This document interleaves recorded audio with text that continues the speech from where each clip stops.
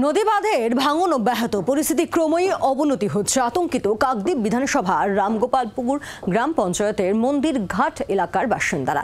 সেচ দপ্তর বাঁধের মেরামতির কাজ শুরু করলেও স্থায়ী সমাধানের দাবিতে সরব হচ্ছেন এলাকাবাসী।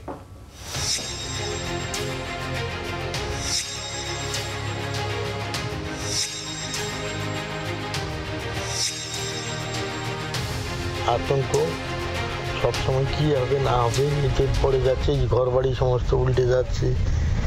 এই যে ধসটা কত ডিপ, এইসব ডিপে কি হবে, এই রকম তো সমস্ত পুরোটাই পরপর চলে যাচ্ছে। অনেক আতঙ্কে আছি, মানে এই যে ভাঙছে আর বাঁধের পাশে আমাদের যদি বাড়ি থাকে তাহলে আর কোথায় কোথায় বাঁধটা ছিল আর আজকের এসছে কোথায়, এটা ভাবতে হবে তো। দক্ষিণ চব্বিশ পরগনার কাকদ্বীপের রামগোপালপুর গ্রাম পঞ্চায়েতের মন্দিরঘাট এলাকায় নদীর স্রোত বেড়ে যাওয়ায় এই ভয়ঙ্কর পরিস্থিতি। প্রতিদিনই এই এলাকার নদী বাঁধের অংশ একটু একটু করে ধসে যাচ্ছে, এমনকি বাঁধের উপরের অংশে নতুন করে ফাটলের সৃষ্টি হয়েছে। অমাবস্যার কোটালে প্রায় 150 ফুট এলাকা নদী গর্ভে তলিয়ে যায়। এরপরই প্রশাসন যুদ্ধকালীন তৎপরতায় নদী বাঁধ মেরামতের কাজ শুরু করে, কিন্তু তাতেও কোনোভাবেই নদী ভাঙন আটকানো সম্ভব হচ্ছে না বলে দাবি গ্রামবাসীদের। ফলে বাধ্য হয়ে বাড়িঘর ছাড়ছেন স্থানীয়রা।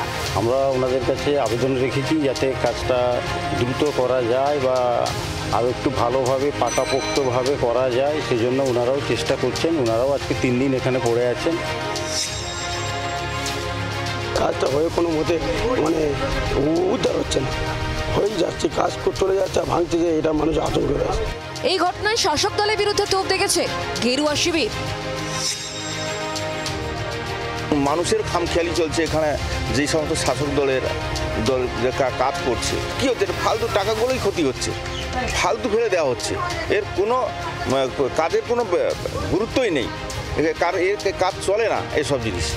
নদী বাঁধে সংস্কার ও রিং বাঁধ তৈরি করে দ্রুত সমস্যার স্থায়ী সমাধান করা হবে বলে আশ্বাস পঞ্চায়েত সদস্যের। আমরা সেচ দপ্তরের আধিকারিকদের সঙ্গে কথা বলেছি, আমাদের বিধায়ক সাহেব মাননীয় মন্টুরাম পাখিরা মহাশয় উনিও কথা বলেছেন। আগামী দিনে এটা একটা যাতে স্থায়ী সুরাহা হয় সেদিকে আমরা নজর দিচ্ছি। আশ্বাস তো মিলল, তবে কতদিনে গ্রামবাসীরা স্থায়ী সমাধান পায় এখন সেটাই দেখায়। দক্ষিণ চব্বিশ পরগনা থেকে নকিবউদ্দিন গাজীর রিপোর্ট, জি 24 ঘন্টা। বাংলার আওয়াজ, বাঙালির আবেগ, জি 24 ঘন্টা।